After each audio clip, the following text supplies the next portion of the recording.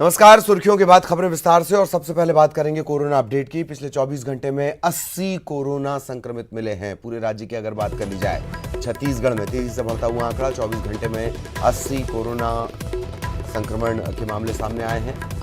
हालांकि 166 लोग डिस्चार्ज भी हुए हैं। अब तक कुल 1099 लोग स्वस्थ हो चुके हैं और अब छत्तीसगढ़ में एक्टिव मामले हैं 756। अब तक कुल 9 लोगों की जान भी कोरोना वायरस के चलते जा चुकी है।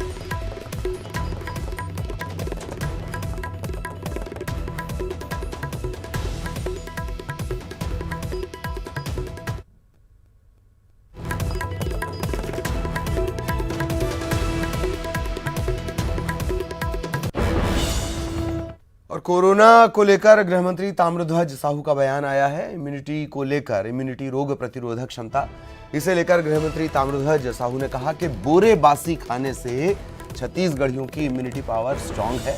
खेतों में ये जमकर मेहनत करते हैं, इसीलिए लोग जल्द ठीक भी हो रहे हैं। कोरोना की रोकथाम के लिए स्वास्थ्य विभाग भी मुस्तैद है।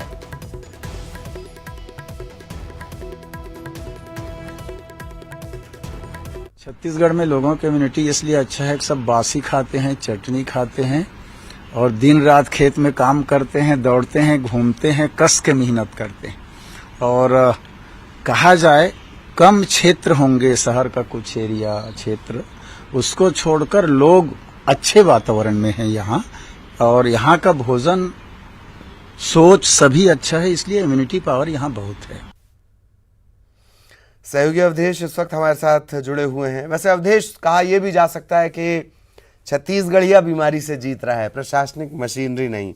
बहरहाल सवाल मेरा ये अवधेश कि ये बोरेबासी के बारे में भी हमारे दर्शकों को बताएं और जो लगातार अपडेट, कोरोना अपडेट हम अपने दर्शकों को देते हैं, उसके बारे में भी जानकारी दें। अवधेश, देखिए, सबसे बड़ी बात ये है कि ये सच है कि छत्तीसगढ़ के परंपरा में बोरेबासी का उल्लेख सबसे पहले किया जाता है कि लोग दिन की शुरुआत बोरेबासी से ही करते हैं।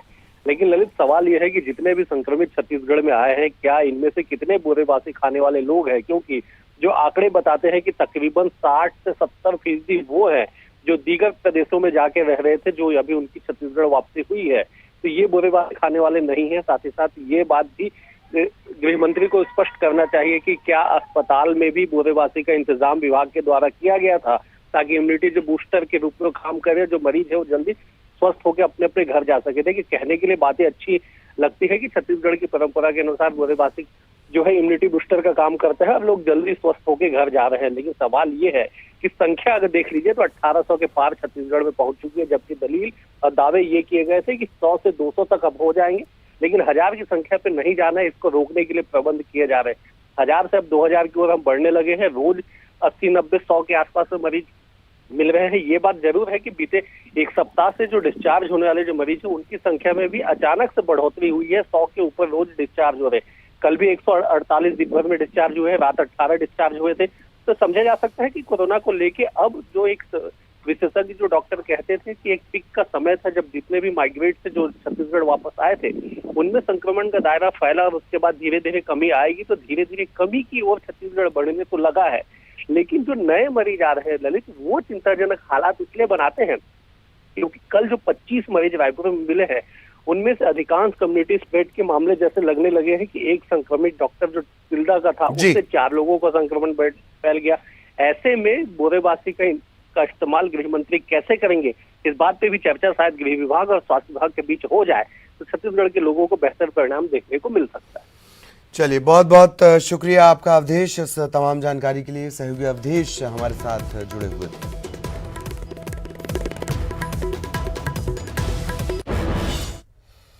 खबर राजनांदगांव से। राजनांदगांव में कोरोना से पहली मौत का मामला सामने आया है। दरअसल 2 दिन पहले 53 साल के व्यक्ति की मौत हुई थी और इनका सैंपल जांच के लिए भेजा गया था। सीएमएचओ डॉक्टर मिथिलेश चौधरी ने बताया कि उस व्यक्ति की जांच रिपोर्ट पॉजिटिव आई है और अब उस इलाके को कंटेनमेंट जोन घोषित किया जाएगा।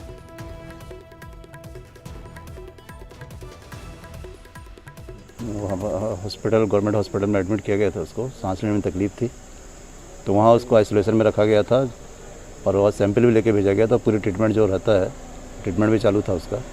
उसी दौरान उपचार के दौरान उसकी मृत्यु हो गई थी, तो उसका सैंपल लेके भेजा गया था। सैंपल की रिपोर्ट अभी आई है, जिसमें उसको पॉजिटिव पाया गया है। अंबिकापुर सरगुजा संभाग के लिए राहत भरी खबर। दरअसल अंबिकापुर मेडिकल कॉलेज से 6 कोरोना मरीजों को ठीक होने के बाद डिस्चार्ज कर दिया गया। डिस्चार्ज किए गए मरीजों में सरगुजा के उदयपुर से 1, जशपुर से 1, बलरामपुर से 1 और कोरिया के 3 मरीज शामिल हैं। आपको बता दें कि अब सरगुजा से कोई कोरोना का मरीज नहीं है। अंबिकापुर के कोविड-19 अस्पताल में 42 कोरोना पॉजिटिव बचे हैं और विशेषज्ञ डॉक्टर्स की निगरानी में लगातार इनका उपचार चल रहा है।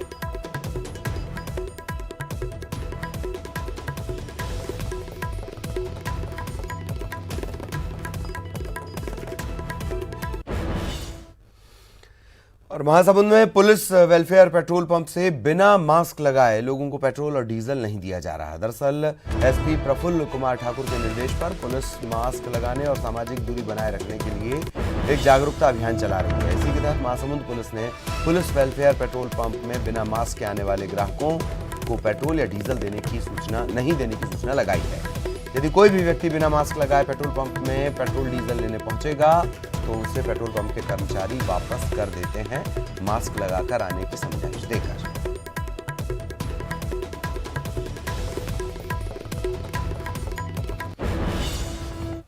सीएम हाउस में मुख्यमंत्री भूपेश बघेल की अध्यक्षता में नक्सली मामले पर उच्च स्तरीय बैठक हुई है। इस बैठक में गृह मंत्री ताम्रध्वज साहू के अलावा पुलिस के आला अधिकारियों के साथ साथ बस्तर रेंज के सभी पुलिस अधिकारी मौजूद रहे। बैठक के बाद गृह मंत्री ताम्रध्वज साहू ने बताया कि नक्सलियों के मूवमेंट पर बात हुई। इसके अलावा नक्सल इलाके के विकास पर भी चर्चा हुई है।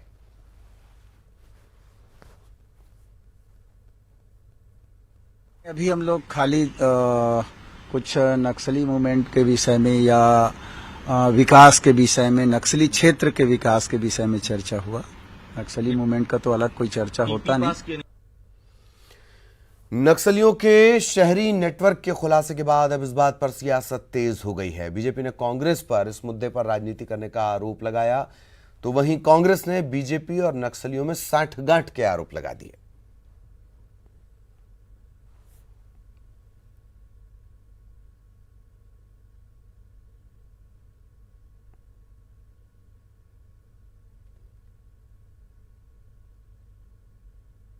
जो कांग्रेस पार्टी कहती थी कि हम जीरम का सबूत जेब में लेकर घूमते हैं, वो आज तक एनआईए के सामने सबूत पेश नहीं कर सकी है। और जीरम में कांग्रेस के नेता दिवंगत हुए, कांग्रेस के नेता नक्सल घटना में मारे गए, लेकिन आपको मालूम है कि जो चर्चाएं किस तरफ इशारा करती रही कि कौन इसमें संलग्न है, ये किसी से छिपा हुआ मामला नहीं है। इसलिए कांग्रेस से ये अपील है और कांग्रेस से हम ये अपेक्षा करते हैं कि नक्सलवाद के नाम पर कम से कम राजनीति नहीं होनी चाहिए। भारतीय जनता पार्टी के जिला उपाध्यक्ष पकड़ा है, इसके अलावा भारतीय जनता पार्टी के तत्कालीन प्रदेश अध्यक्ष का सहयोगी और भारतीय जनता पार्टी के सांसद का प्रतिनिधि, भारतीय जनता पार्टी का मंडल अध्यक्ष, इस प्रकार पिछले 15 साल में भारतीय जनता पार्टी के रसूखदार नेता माओवादियों के सहयोगी के रूप में सामने आए हैं। मुख्यमंत्री भूपेश बघेल की अध्यक्षता में सीएम निवास कार्यालय में राज्य में वन्य प्राणियों के संरक्षण के संबंध में महत्वपूर्ण बैठक आयोजित हुई। बैठक के बाद वन मंत्री मोहम्मद अकबर ने कहा कि हाथियों की मौत को लेकर वन विभाग को सतर्क रहने के निर्देश दिए गए हैं। मौतें हुई है उसमें सतर्क रहने की जरूरत है। विद्युत विभाग को भी निर्देश दिया जाएगा कि जो इलीगल तरीके से कनेक्शन लगा के और अपने खेतों तक पंप के लिए या बिजली लेके जाते हैं तो उसके कारण भी मृत्यु हाथियों की हुई है। तो उससे विभाग को निर्देशित करने की बात हुई है कि इस प्रकार के यदि अवैध कनेक्शन पाए जाते हैं ऐसे क्षेत्रों में जहां हाथियों का विचरण हो तो तत्काल जांच करके उसको अलग करें। खबर रायपुर से। स्कूल फीस पर जिला शिक्षा विभाग ने आदेश दिया है। ऑनलाइन शिक्षा के नाम पर स्कूल कोई फीस नहीं वसूलेंगे। निजी स्कूल के मालिक इस तरीके से वसूली नहीं कर सकेंगे। फीस वसूलने पर स्कूल मालिकों के खिलाफ होगी कार्रवाई। रायपुर के सभी निजी स्कूलों के लिए ये आदेश जारी कर दिए गए हैं।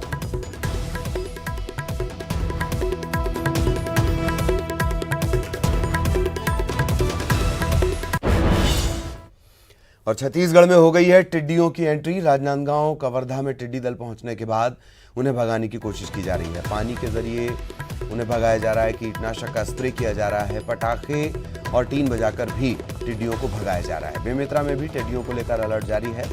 जगह जगह कीटनाशक का छिड़काव हो रहा है। कलेक्टर शिव अनंत तायल ने कबीरधाम जिले के सहसपुर, लोहारा, खैरा का दौरा कर टिड्डी दल नियंत्रण के उपाय के संबंध में अधिकारियों को जरूरी निर्देश दिए। कवर्धा में टिड्डियों के दल ने प्रशासनिक अमले को जमकर छकाया।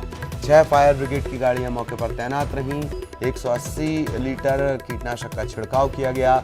टिड्डियों का दल 4-5 किलोमीटर के दायरे में फैला हुआ।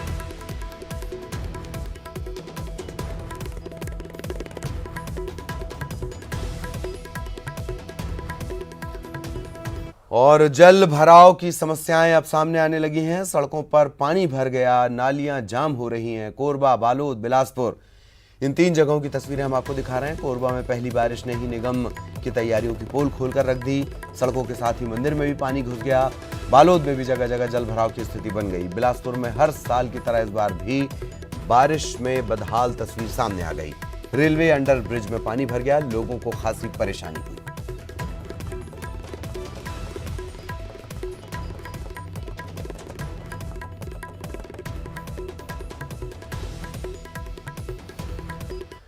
महासमुंद सांसद चुन्नीलाल साहू का एक वीडियो सोशल मीडिया में वायरल हो रहा है। इसमें सांसद अपने खेतों में हल चलाते हुए नजर आ रहे हैं। दरअसल छत्तीसगढ़ में मानसून का आगमन हो चुका है और छत्तीसगढ़ के किसान खेती किसानी के काम में जुट गए हैं। सांसद चुन्नीलाल साहू भी लॉकडाउन के दौरान राजनीति से दूर हैं, घर में अपने परिवार के साथ वक्त बिता रहे हैं और किसान होने के नाते सांसद इन दिनों अपने किसानों के काम में हाथ भी बटा रहे हैं।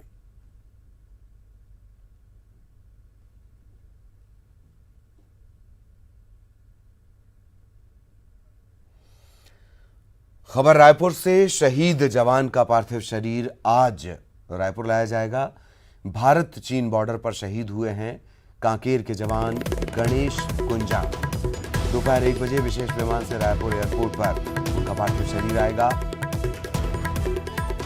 गणेश राम कुंजाम, पूरे छत्तीसगढ़ ने कहा गणेश पर गर्व है और आज उनकी पार्थिव देह छत्तीसगढ़ लाई जाएगी विशेष विमान के जरिए। इसके बाद कांकेर में उनके गृहग्राम कुरुटोला के लिए उनके पार्थिव शरीर को भेजा जाएगा। चीन से विवाद में कांकेर के लाल गणेश राम कुंजाम के पैतृक गांव में उनकी शहादत की खबर सुनते ही मातम पसर गया। गणेश कुंजाम चारामा विकासखंड के ग्राम गिधाली गांव, थोड़ा साफ कर दें हम, गिधाली गांव के रहने वाले थे। 2011 में वो बिहार रेजिमेंट के आदिवासी चार्ली कंपनी में भर्ती हुए थे। गणेश कुंजाम परिवार के बड़े बेटे थे। यही वजह है कि परिवार पर अब दुखों का पहाड़ टूट पड़ा है। लेकिन दुख की इस घड़ी में भी परिवार और गांव, इन दोनों को अपने लाल पर गर्व है।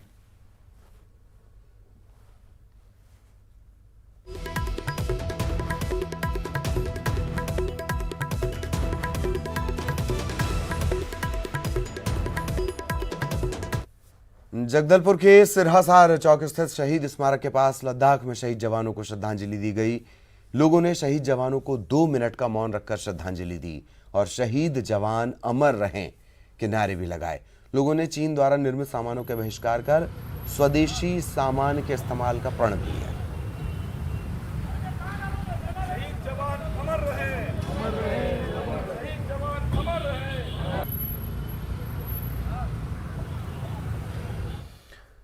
राजनांदगांव में भी भारत चीन सीमा पर शहीद जवानों को श्रद्धांजलि दी गई। भारतीय जनता युवा मोर्चा के पदाधिकारी और कार्यकर्ताओं ने शहर के न्यू बस स्टैंड के पास गौरव स्थल पर मोमबत्ती जलाकर श्रद्धांजलि अर्पित की। भारतीय जनता युवा मोर्चा के पदाधिकारी और कार्यकर्ताओं ने चीन मुर्दाबाद के नारे लगाते हुए 2 मिनट का मौन धारण कर श्रद्धांजलि दी।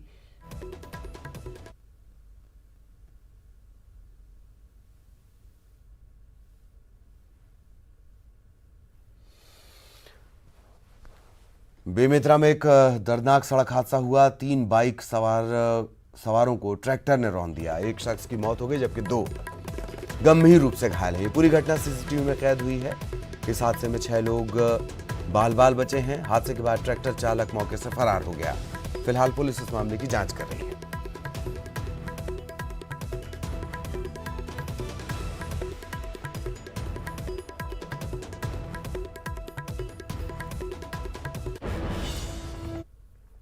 और यहां रुकेंगे एक ब्रेक के बाद आपका स्वागत है। खेतों को मवेशियों से बचाने के लिए पहली बार छत्तीसगढ़ सरकार शासकीय अभियान चला रही है। रोका छेका के नाम से सूबे के मुखिया भूपेश बघेल खुद इस अभियान की अगुवाई कर रहे हैं। सीएम बघेल ने लोगों से अपील कर समय रहते रोका छेका का प्रबंध करने को कहा है। कहते हैं जाके पैर ना फटे बिवाई, वो क्या जाने पीर पर आई। जी हाँ, ये बिल्कुल सच है। जब तक आपको दर्द नहीं होगा तब तक आपको दूसरे के दर्द का एहसास नहीं होगा। और यही वजह है कि छत्तीसगढ़ के असली किसान मुख्यमंत्री भूपेश बघेल ने रोका छेका को लेकर अभियान चलाया है। सीएम बघेल मवेशियों को खेतों में जाने से रोकने के लिए प्रदेश में रोका छेका अभियान चला रहे हैं। सीएम बघेल ने अभियान में किसानों, ग्रामीण, ग्राम पंचायतों का 100% योगदान हो, इसलिए 19 जून से 30 जून के बीच हर गांव में बैठक कर मवेशियों के खेतों में जाने से रोकने के लिए खास इंतजाम करने को कहा है।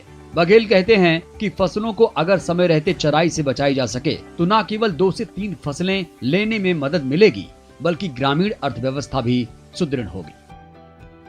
फसल ल बचाए बर सबसे ज्यादा जरूरी जब अंकुरित होते हमर अनाज के बीज, उस समय ओकर देखभाल करे के बहुत आवश्यकता पड़ते। और ऐसा समय में जब मवेशी खुला चरथे तो बहुत भारी नुकसान होते, रखवारी की भी समस्या होती। हमारे छत्तीसगढ़ में मवेशी मन के रोका छेका की व्यवस्था है। पार्टियां मन लौठी धरथे, गांव में प्रबंध होते। गरवा मन के रोका छेका के व्यवस्था हम जतके जल्दी करबो हमार फसल उतके सुरक्षित रही। और ये कारण से आपसे मैं निवेदन करना चाहता हूँ कि 19 तारीख तक के आप अपन गांव में बैठक करके रोका छेका की व्यवस्था करो। छत्तीसगढ़ राज्य गठन के बाद संभवतया ये पहला मौका है जब राज्य सरकार रोका छेका अभियान चला रही है। भूपेश बघेल के अपील का ही असर है कि आज प्रदेश भर के किसान गदगद हैं और सीएम बघेल के बताए रास्ते पर चलकर 2-3 फसलें लेने को तैयार हैं।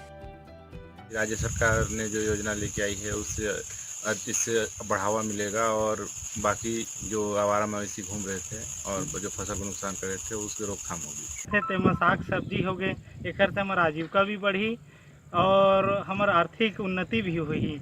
हमें कहा है घायल छेका रोका के नाव से ये फायदा है कि किसान की फसल नुकसान नहीं होए और सुरक्षित रही हो। हमें बेटा पढ़ लिख कर बन गया वो इंसान, देख उजड़ती फसलों को रोता रहा किसान।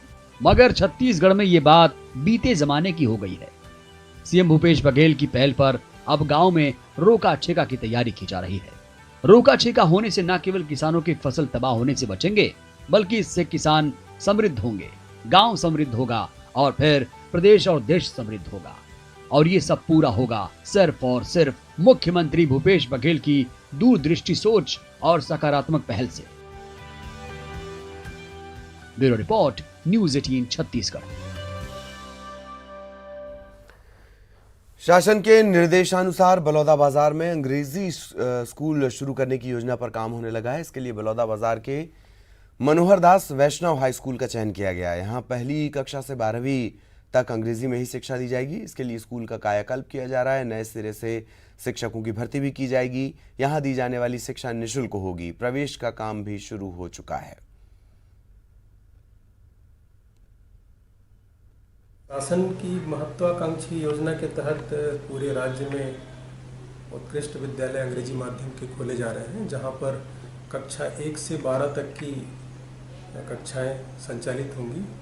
हमारे जिले में बलौदाबाजार स्थित मनोहर दास वैष्णव शासकीय उच्चतर माध्यमिक विद्यालय का चयन किया गया है और यहाँ पर उत्कृष्ट विद्यालय अंग्रेजी माध्यम का स्थापित किया जा रहा है। और ये पूरी तरह से निःशुल्क शिक्षा इसमें बच्चों को मिलेगी, तो ये एक अच्छा अवसर बच्चों के लिए है। मुंगेली में भी सरकारी इंग्लिश मीडियम मॉडल स्कूल की पहल की जा रही है। मुंगेली में अंग्रेजी माध्यम स्कूल का निर्माण करवाया जा रहा है। ये स्कूल एक मॉडल स्कूल होगा जहां गरीब तबके के बच्चे भी निःशुल्क शिक्षा प्राप्त कर सकेंगे। स्कूल में प्रयोगशाला, उपकरण, फर्नीचर, खेल मैदान इनकी व्यवस्था की जा रही है। कलेक्टर पीएल एल्मा ने नागरिकों और मीडिया कर्मियों की एक बैठक बुलाई और इस स्कूल के सफल क्रियान्वयन के लिए सुझाव मांगे।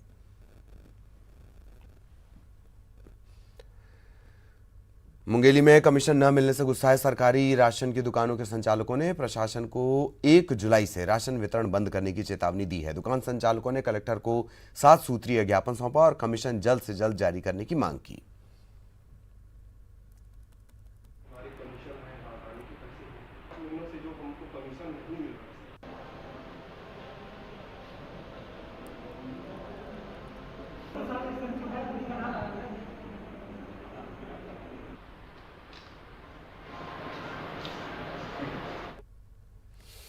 कोरबा के दीपका नगर पालिका परिषद अध्यक्ष संतोषी दीवान के खिलाफ एफआईआर दर्ज होने के बाद उनके समर्थकों ने थाने का घेराव किया, धरने पर बैठ गए। नगर पालिका परिषद अध्यक्ष के खिलाफ वन रक्षक के साथ अभद्रता और जान से मारने की धमकी देने के आरोप हैं। पुलिस ने वन रक्षक की रिपोर्ट पर पालिका अध्यक्ष समेत 15 लोगों पर मामला दर्ज किया है।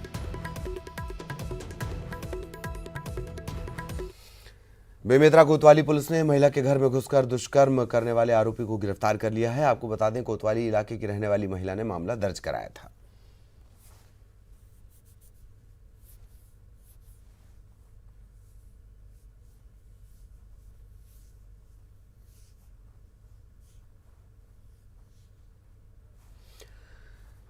खबर कोरबा से, जहां बालकोनगर थाना पुलिस ने मुखबिर की सूचना पर कार्रवाई करते हुए 12,000 रुपए का अवैध गांजा जब्त किया है। पुलिस ने आरोपित छोटेलाल पटवा को गिरफ्तार कर जेल भेज दिया।